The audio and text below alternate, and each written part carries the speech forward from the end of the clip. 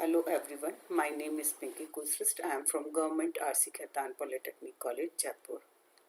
आज हम जो पढ़ेंगे ये लास्ट टॉपिक है डीसी मशीन का। वो है speed control of DC machines, जिसमें कि मैंने शंट का अलग लिया है, सीरीज़ का अलग लिया है कि दोनों को अलग अलग समझ में आए। तो speed control of shunt motor, DC shunt motor आज हम पढ़ेंगे इसके बारे में। इसमें जो कंटेंट्स कवर करें वो है हमारे डीसी मोटर स्पीड कंट्रोल की जो थियोरी है वो किस प्रकार से कैसे कंट्रोल किया जाता है, क्या फार्मूला है, किस उस पर कौन कौन से कंटेंट्स को उसके वेरिएबल लिख कर वेरी कर कर हम इसकी स्पीड को कंट्रोल कर सकते हैं। Speed control of DC shunt motor basically तीन तरीके से, flux control method, armature control method और वोल्टेज कंट्रोल मेथड। वोल्टेज में मल्टीपल वोल्टेज कंट्रोल मेथड और इसमें है वार्ड लियनार्ड सिस्टम। इसके मेथड हैं स्पीड कंट्रोल करने के लिए। अब इसकी DC motor speed control theory क्या है? अब हमने जब निकाला था बैक ईएमएफ मोटर का, जो डीसी मोटर का जो ईएमएफ निकाला था वो था E = N/P∅Z/60A।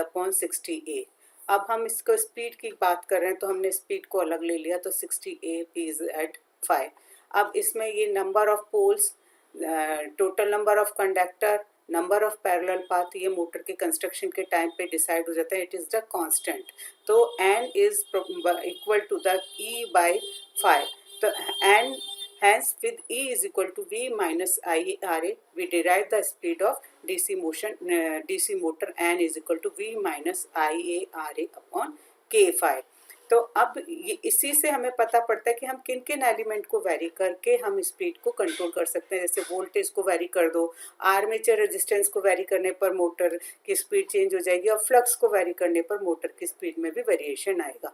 तो इन एलिमेंट्स को हम वेरी कर कर मोटर की स्पीड को कंट्रोल कर सकते हैं। To derive the speed of DC motor we start with equation of DC motor EMF E is equal to N/P∅Z/60A। इसको रीअरेंज करके हमने ये n स्पीड का इस पे हमने निकाला है। अब therefore speed of three types of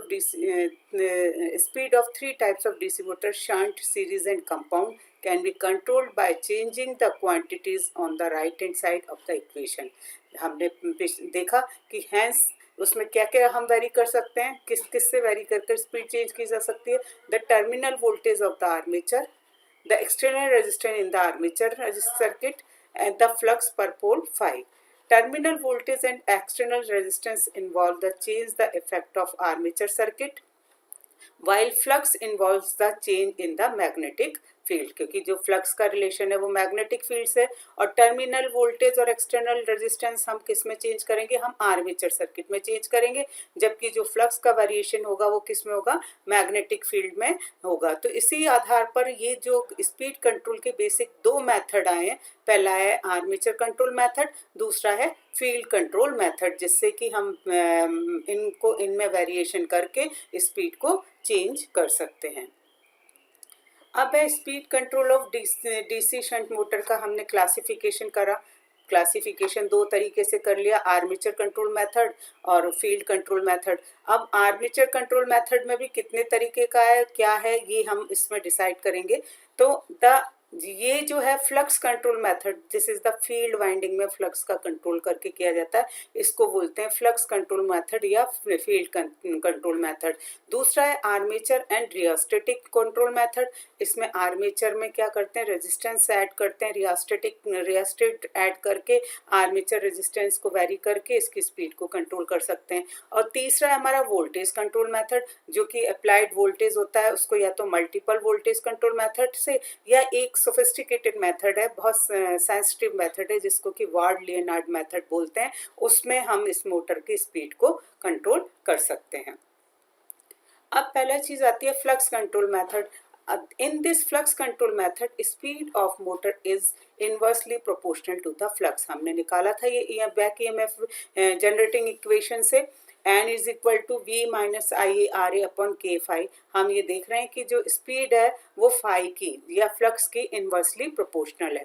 by decreasing flux and speed can be increase vice versa. अगर हम फ्लक्स को कम करते हैं, ये अगर कांस्टेंट मानते हैं हम इन सब एलिमेंट्स को, तो फ्लक्स को कम करेंगे तो स्पीड बढ़ जाएगी और इसको बढ़ाएंगे तो स्पीड कम हो जाएगी. To control the flux, the rheostat is added in the series with the field winding will increase the speed because of this flux will decrease. So the field current is relatively small and hence I square R losses is decreased. This method is quite efficient. ये method efficient है, पर इसमें एक problem आती है. जब हम flux को कम करते हैं तो उसका मैग्नेटाइजेशन एक लिमिट तक ही स्पीड कम इसकी बढ़ा सकते हैं, क्योंकि इसको हम कम करेंगे तो मोटर की मैग्नेटाइजेशन उस पर प्रभाव पड़ेगा. इसलिए इसका एक लिमिट तक ही इसके स्पीड बढ़ाने के लिए या स्पीड चेंज करने के लिए हम काम में ले सकते हैं. So in this method the speed can be increased by the reducing flux. It puts a method to maximum speed as weakening of the flux beyond the limit will adversely affect the commutation या motor के commutation पर. अगर हमने ज़्यादा कम कर दिया तो motor का जो मैग्नेटाइजेशन है वो कम पर असर पड़ेगा, उससे कम्यूटेशन पर भी फर्क पड़ेगा. हमने ये इसके साथ में ये लगा रखा है फील्ड रियोस्टेट, जो कि इसके फ्लक्स को कंट्रोल करेगा और मोटर की स्पीड को हम काम कर सके. ये शंट डीसी शंट मोटर है, ये मोटर है, इसके पैरेलल में इसके शंट वाइंडिंग लगी हुई है, इसमें ये रियोस्टेट लगा हुआ है जो फील्ड वाइंडिंग के करंट को या फ्लक्स को कंट्रोल करने के लिए लगाया गया है. अब इसकी डिसएडवांटेज क्या है? इस मेथड की मैं एक बता चुकी हूँ कि इसकी डिसएडवांटेज है कि हम फ्लक्स एक लिमिट तक ही कम कर सकते हैं. अगर हमने लिमिट्स के बाद भी इसको फ्लक्स को कम किया तो ये इसके मैग्नेटाइजेशन पर असर, मोटर के मैग्नेटाइजेशन पर इफेक्ट डालेगा और उससे इसका मोटर का कम्यूटेशन खराब होगा. इसकी हम पहली डिसएडवांटेज है creeping speed can not be obtained. इससे क्रीपिंग स्पीड हम ले नहीं सकते हैं. Top speed only obtained at reduced torque.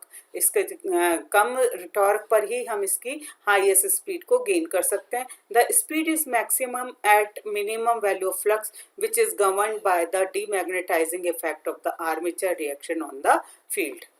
This is the very important disadvantage of the speed control of shunt motor. अब क्या है, दूसरा मेथड है हमारा armature control method. In this method the speed of DC motor is directly proportional to the back EMF. EB is equal to V minus IARA.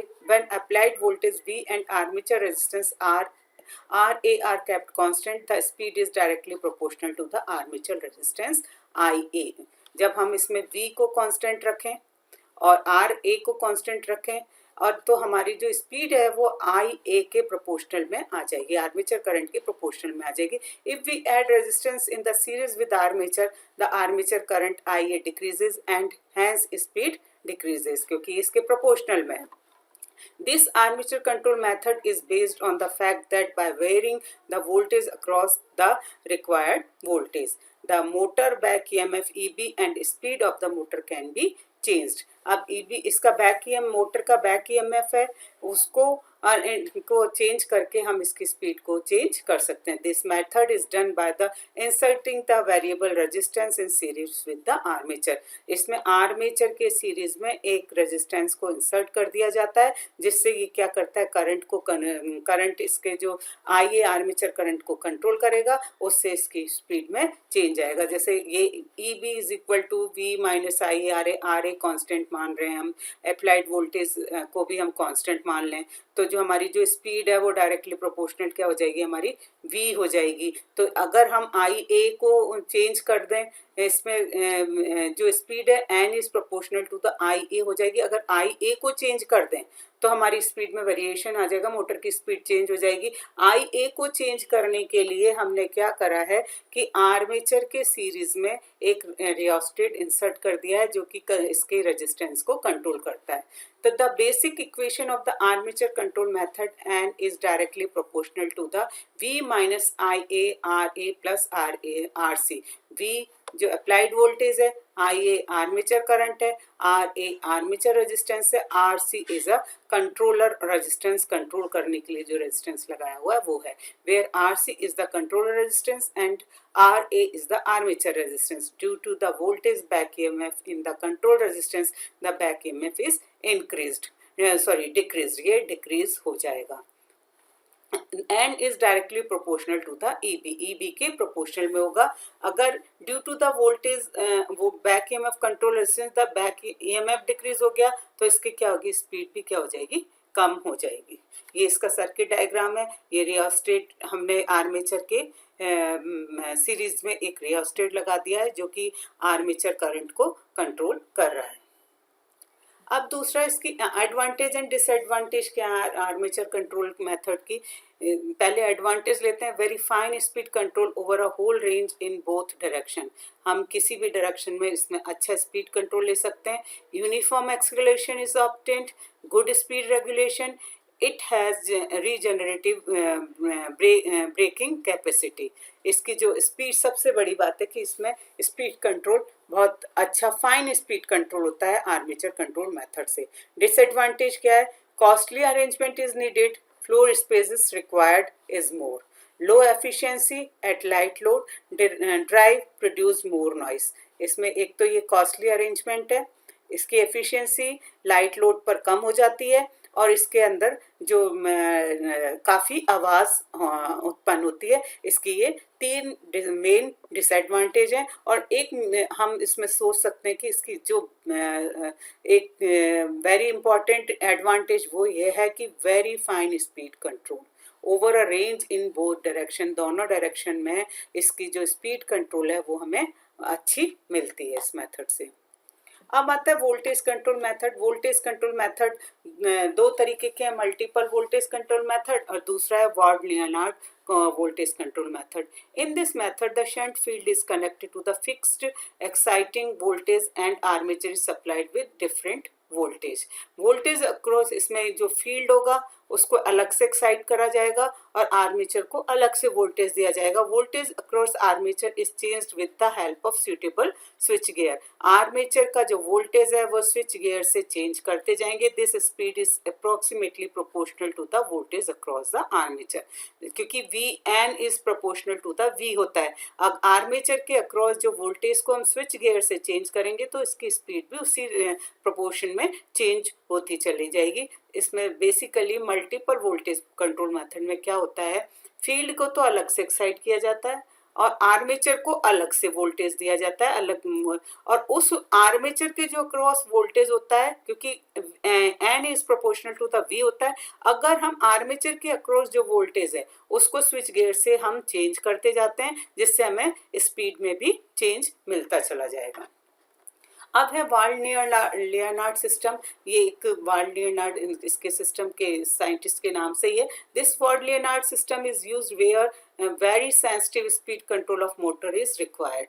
कहाँ कहाँ, electric excavator, elevators, इनमें क्या होता है कि ये वार्ड-लियोनार्ड मेथड का यूज़ किया जाता है. M2 is a motor, it controls the speed of generator. M2 इसमें एक मोटर है जिससे कि स्पीड को कंट्रोल किया, उसकी स्पीड को कम कंट्रोल करना है. M1 may be an AC motor और DC motor which constant speed.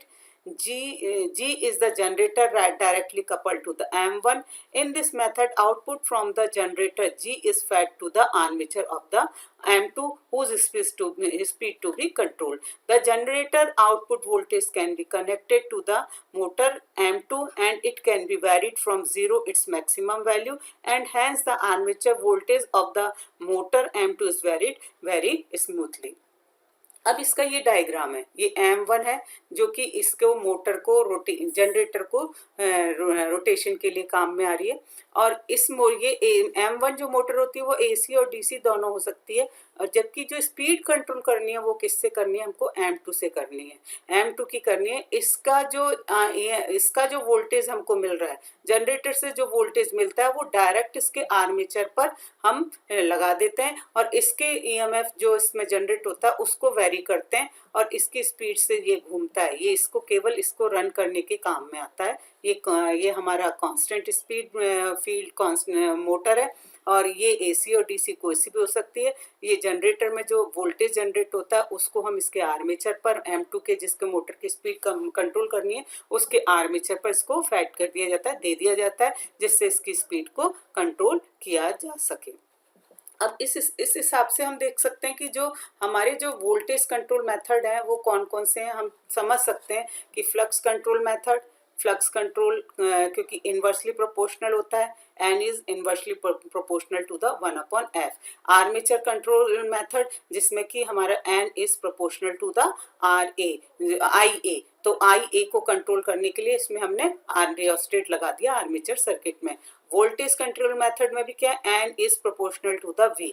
Multiple voltage control method में क्या होता है कि हमने वोल्टेज एक तो फील्ड को अलग से एक्साइट करते हैं वो है, और दूसरा क्या आर्मेचर को अलग से हमने वोल्टेज दिया तो उसको चेंज करते हैं, उसके वोल्टेज को हम स्विच गियर की सहायता से चेंज करते चले जाएं, उससे स्पीड में चेंज मिलेगा क्योंकि N is proportional to the V होता है। और फाइन कंट्रोल करने के लिए हमने वार्ड-लियनार्ड मेथड का यूज करा which is also N is proportional to the V. इस इसमें कि हमने एक मोटर जिसकी मोटर को कंट्रोल करना है उसका आर्मेचर को एक जनरेटर से कनेक्ट कर दिया, जो कि जनरेटर एक कांस्टेंट स्पीड मोटर से कनेक्टेड है, जिससे कि इसके आउटपुट का जो वोल्टेज मिलेगा वो हम डायरेक्ट जिस मोटर को कंट्रोल स्पीड कंट्रोल करनी है उसको हम दे सकते हैं। इस प्रकार हमने स्पीड डीसी शंट मोटर की स्पीड कंट्रोल की। नेक्स्ट उसमें मैं